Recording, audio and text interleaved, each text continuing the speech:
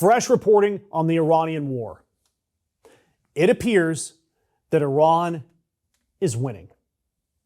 Winning at least the meme war. And I can't believe I have to say that. And I'll say this again.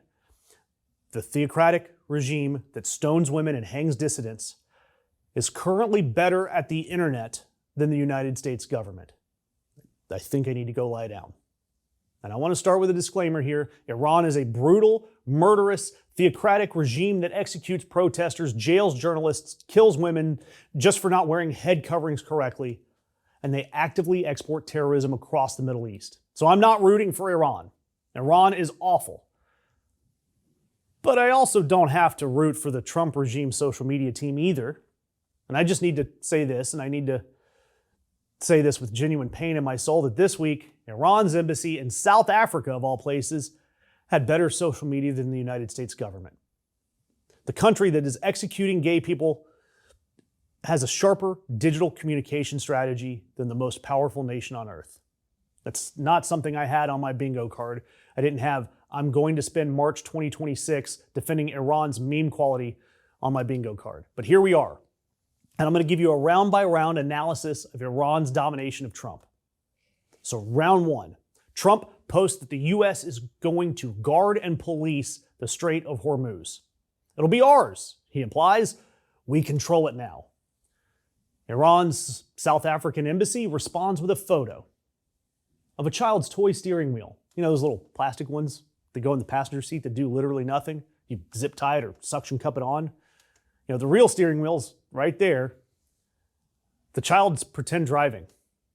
Caption, the Strait of Hormuz will be controlled by the Ayatollah and me. They followed it immediately with a second image, 3 kids playing video games, 1 controller clearly unplugged, captioned, also like it, implying that Trump is either a toddler or using controls that don't even work.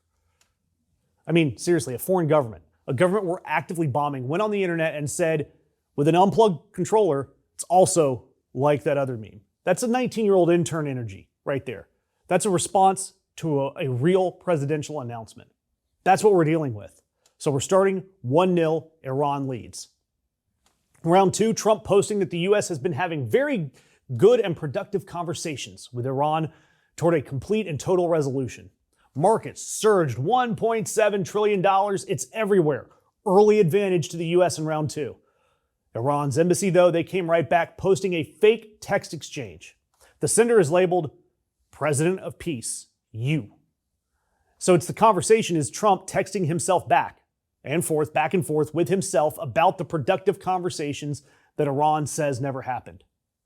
The caption, good and productive talks with Iran, with a sunglasses emoji.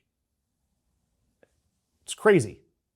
The President of Peace texting himself about talks that didn't happen with a sunglass emoji. The Revolutionary Guard of Iran called Trump a deceitful American president with contradictory behavior, and then Iran's internet department went out and illustrated it with a meme. They are running a full-service communications operation. Press releases and memes. I mean, invaluable brand awareness. 2-0 Iran through 2. On to round 3, and this is the one that genuinely made me have to stop and take a deep breath. Iran's top military official posted a response to Trump using Trump's own catchphrase. Looking right into the camera with a straight face saying, hey Trump, you're fired. Hey Trump, you are fired. You are familiar with this sentence. Thank you for your attention to this matter. He said you're fired to the man who invented you're fired. This is the country we're actively bombing. And they looked at the 79-year-old former reality TV show host who started a war to distract from his alleged abuse of children in the Epstein files, and they said his line back to him. Look, I've got to respect the craft here. I don't respect the regime, but I've got to respect the craft. 3-0 Iran in a perfect game so far. Round 4. Iran dropping Lord of the Straits, a full animated video about the Strait of Hormuz that they're currently controlling. The title alone is a meme. Iran walked up, named themselves Lord of something Trump says that was his, and released it as media. If you told me a Marvel villain had that name, I would say that it was a little on the nose. Iran said, it's our name now. We own it. And while we're at it, while we're on the strait, A third team member came in, China. They'd like a word. Because China, Iran's largest strategic partner, they've been quietly sailing ships through the Strait of Hormuz with Iran's blessing, while the U.S. is locked out. A Chinese sailor on a Panamanian-flagged ship told NPR that his vessel sailed right through on Monday, the same day that Trump was threatening to obliterate Iran's power plants. Iran's letting China through. India, they're negotiating passage. Turkey got through. The U.S., whose entire military operation is supposedly about controlling the strait, can't get oil tankers through the strait. China didn't say anything publicly, they just kept sailing. That's not a meme. That's a geopolitical checkmate delivered by merchant vessel. I'm going to give them a memeless point there for nothing. Round 5. This one's been around a couple of weeks. Iran state media producing a full 2-minute AI animated Lego video titled Narrative of Victory, featuring Lego Trump and Lego Netanyahu standing next to Lego Satan, reading a folder labeled Jeffrey Epstein File. Lego Trump gets angry at what he sees. He pushes a big red button, launching a U.S. missile at an Iranian school. Sounds a little on the nose. The missile kills Lego children. An Iranian soldier picks up a child's pink backpack from the rubble. Then Iran retaliates against Tel Aviv, Cyprus, and U.S. ships. And look, the video it's propaganda. It is horrible propaganda about a horrible war in which real people and real children are getting hurt and dying. But I also cannot escape the fact that it is more sophisticated, more coherent, and more visually legible as a political argument than anything the United States government has said about this war. I'm sorry. I am so sorry about that because it's true. Because here's what the White House has been posting. I want you to feel this. The Trump administration, they've been running things. They posted actual missile strike footage, spliced weekly with some Call of Duty kill streak audio, set to Childish Gambino's bonfire, with a deep voice narrator declaring, "We're winning this fight." It was viewed 58 million times. This is the same organization that posted an AI video of Trump as a cartoon superhero fighter pilot and all of the pre-war slop that we already knew about, the fighter jet dropping what we know as feces on protesters, the racist Obama video, the AI Gaza resort rendering. But for Iran, the White House tried bowling. They put out a bowling-themed video where U.S. missiles knocked down Iranian targets like pins. We might finally get a win for the U.S. here. Strike to claim it, a strike to claim it, and he got it! Here comes the heat from the USA! Boom! Pins down, what a strike! That's right! Who do you think you are? I